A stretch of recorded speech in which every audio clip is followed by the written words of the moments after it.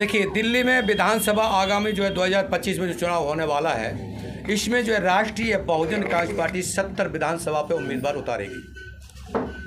अच्छा। और ये आज के दिन में लगभग हमारे पास 13-14 लोगों के बायोडेटा आ चुके हैं और हम जो है डिक्लेयर कर देंगे। लेकिन संविधान दिवस की वजह से मैं रुका था। अब जो है कल के बाद हम ये घोषणा कर देंगे कि कौन कैंडिडेट कहाँ से उतारेगा, क्योंकि हम अभी 3-4 बार में लिस्ट जारी करेंगे, तो उस टाइम हम जो है कर देंगे। अभी मीडिया भाइयों को जो है तहे दिल से धन्यवाद करता हूँ। आज जो है राष्ट्रीय बहुजन कांग्रेस पार्टी ने संविधान दिवस के उपलक्ष्य में समस्त हमारे पदाधिकारीगण, समस्त हमारे मीडियागण जो आज उपस्थित हुए हैं, उसमें जो है संविधान दिवस के उपलक्ष्य में हमने आज जो है ये मीटिंग रखी है। ये मीडिया के सामने राष्ट्रीय बहुजन कांग्रेस पार्टी के हमारे स्टेट प्रेसिडेंट आदरणीय उदय कुमार पुजारी जी हैं।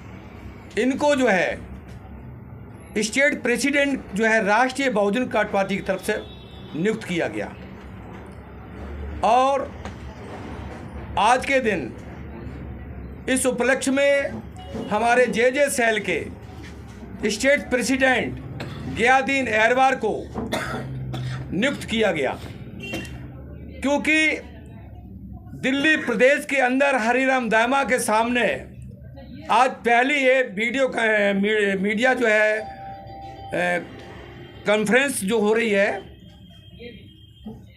अभी तक यहाँ समझ में नहीं आ रहा था, लेकिन आज इनको ये समझ में आ गया है कि संविधान दिवस के उपलक्ष्य में आज यहाँ जो है अपने दिल्ली कार्यालय के उपलक्ष्य में हमारे प्रदेश अध्यक्ष हरिराम दामा जी उपस्थित बैठे हुए हैं। इसी उपस्थिति में हमारे कार्यकारी मेंबर छोटे भाई हमारे आदरणीय भगवान सिंह जी हैं और हमारे चमन लाल जी हैं मौके पर। तो यहाँ पर जो है भारतीय संविधान दिवस के उपलक्ष्य में इनको इनके द्वारा नियुक्त पत्र दिया जाएगा और नियुक्त पत्र के माध्यम से इनको आई कार्ड उपलब्ध कराया जाएगा। और इसके बीच में हम लोग जो है इस सामने एक दूसरे का सम्मान करेंगे।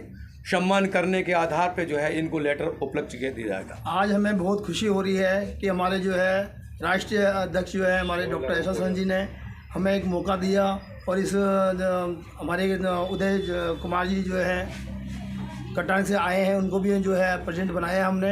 हम उनका धन्यवाद देते हैं और हमारी जो राष्ट्रीय बहुजन कांग्रेस पार्टी है उनको भी आगे बढ़ाएंगे और हमारी पूरी विधानसभा के अंदर हम इसी तरह लोगों को जोड़ते रहेंगे और आगे कार्रवाई चलता रहेगा। अभी कौन कौन सी विधानसभा पे आप कैंडिडेट उतार रहे हो, मीडिया जानना चाहती है, पब्लिक भी जानना चाहती है, तो बताना चाहेंगे?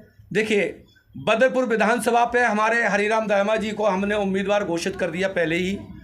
और आर के क्रम से जो है हमारे जो है नीरज शर्मा जी हमारे उपस्थित हैं और जगदीश प्रसाद संगम बिहार से हैं, ठीक है ना। ओखला से हमारे जो है प्रेमपाल जो है निषाद हैं और इस समय जो है तुगलकाबाद से माइनॉरिटी सेल के हमारे दिल्ली प्रदेश के अध्यक्ष जो है हमारे जायद हुसैन जी हैं माइनॉरिटी सेल के, और दिल्ली से और चिंकी देवी और जो है हमारे गयादीन एरवार पूर्वी दिल्ली से जो है हमारे उम्मीदवार हैं।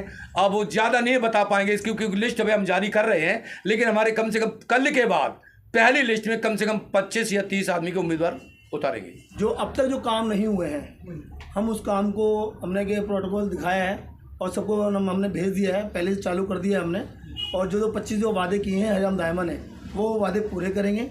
और क्षेत्र की जो समस्याएं हैं वो आज तक किसी 31 साल नेताओं ने नहीं की है, उस समस्याओं को हम पूरा करेंगे। क्षेत्र में ऐसी क्या समस्या है जिसको हरिराम दामा ने अपने स्तर पर देखा है, जो बड़ी समस्या है जो अभी तक किसी नेता ने समस्या को समाधान नहीं किया है? बड़ी समस्या पहले तो जो जाम था यहाँ पे जैतून मोड़ था जिसमें ऑटो चलते थे, वो हमने अपने लेटर के माध्यम से हमने लेटर दिया ट्रैफिक को, प्रशासन को लेटर दिया, उसमें काफ़ी जो है राहत मिली है पब्लिक को। दूसरा, मीठापुर के अंदर जो रोड पे खड्डे थे वो खड्डे हरिराम दामा जी ने भरवाए थे, हमारी टीम ने भरवाए थे। वर्मा जी ने हमें साथ दिया, बिंदल जी ने साथ दिया जो लेखी बिंदल हैं, और हमारी टीम ने पूरा साथ दिया। मैं अपनी टीम को धन्यवाद देता हूँ। और क्षेत्र के अंदर हमने जो काम किया उसके बाद नेताओं की आँख खुल गई उन्होंने फिर फटाफट काम कराया। चाहे वो मेरे जरिए से हुआ, वह काम तो हुआ क्षेत्र के अंदर। हरिराम दायमा आएगा और क्षेत्र के अंदर राष्ट्रीय बहुजन कांग्रेस पार्टी का नाम ऊंचा करेगा। इस क्षेत्र में 70 विधानसभा के अंदर सीट लड़ाएगा और ईमानदारी से काम होगा। केजरीवाल साहब ने रेवड़ी कैंपेन शुरू कर रखा है, उसको कैसे टक्कर दे पाएंगे? देखिए, केजरीवाल ने सबसे पहले हमारे अन्ना बेचारे जब आए थे, उन्होंने ये कहा था कि लोकपाल लेके आएंगे, लोकपाल लेके आएंगे। और उसी टाइम किरण बेदी और ये सब लोग जो है लोकपाल के उद्देश्य से इन्होंने जंतर मंतर में प्रोग्राम किया था।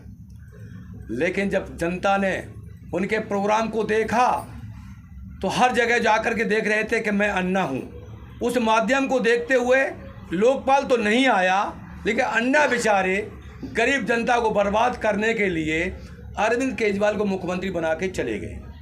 जब अरविंद केजरीवाल को मुख्यमंत्री बना के चले गए तो इन्होंने ये कहा था उस टाइम, जब 49 दिन के लिए जब सरकार थी अल्पत में, हमारी बीजेपी सरकार नहीं बना पा रही थी, कांग्रेस भी नहीं बना पा रही थी, आम आदमी नहीं बना पा रही थी, तो इन्होंने कहा कि कम से कम गठबंधन से सरकार बना लो, क्योंकि जनता के ऊपर वजन ज़्यादा पड़ जाएगा, दोबारा चुनाव नहीं हो सकता है।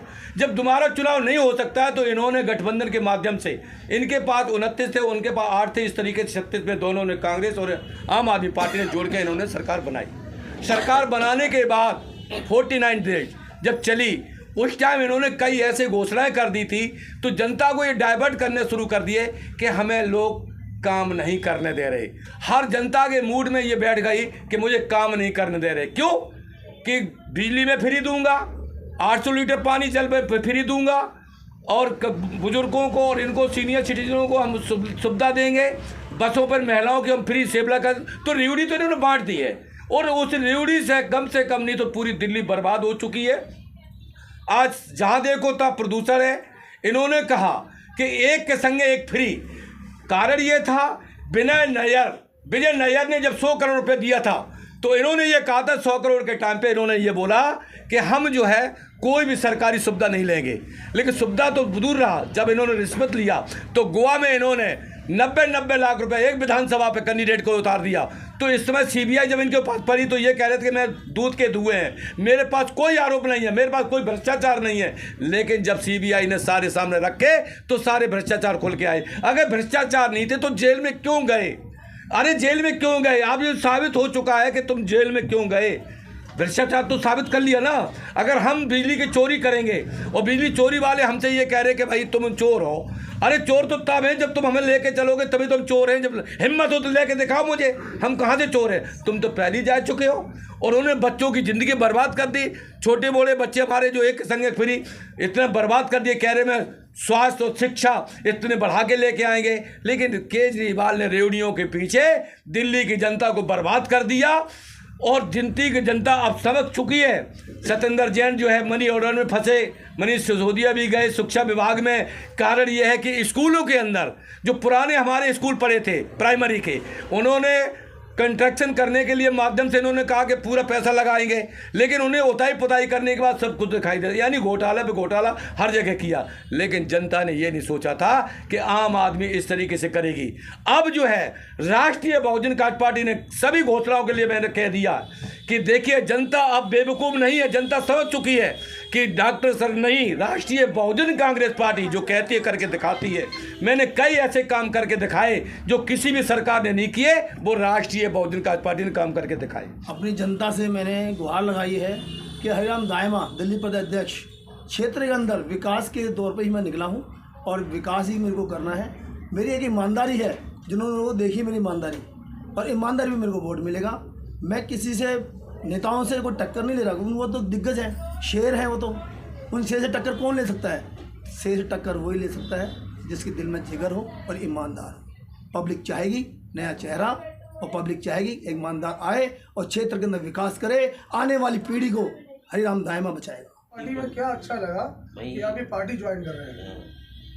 मेरे को ये लोग का बातों में अच्छा लगा, इनका और इनका बेटा का तजुर्बा। अपन ऐसे एक पार्टी में घुस नहीं सकते ना, ऐसा मेरे को बहुत दिन के बाद में इन्होंने मिला और इनका पूरा देख लिया मैं, बातचीत सब इसका वजह से मेरे को अच्छा लगा। यानी कि पार्टी की नीति से आप प्रभावित होकर पार्टी में आ हाँ, जो पहला तो अपने को लीडर ढूंढना जरूरी है।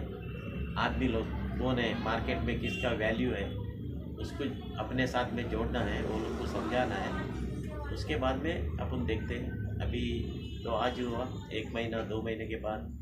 अभी तो मैं सऊदी में रिटर्न जा रहा हूँ। मैं सऊदी में रहता हूँ अभी भी।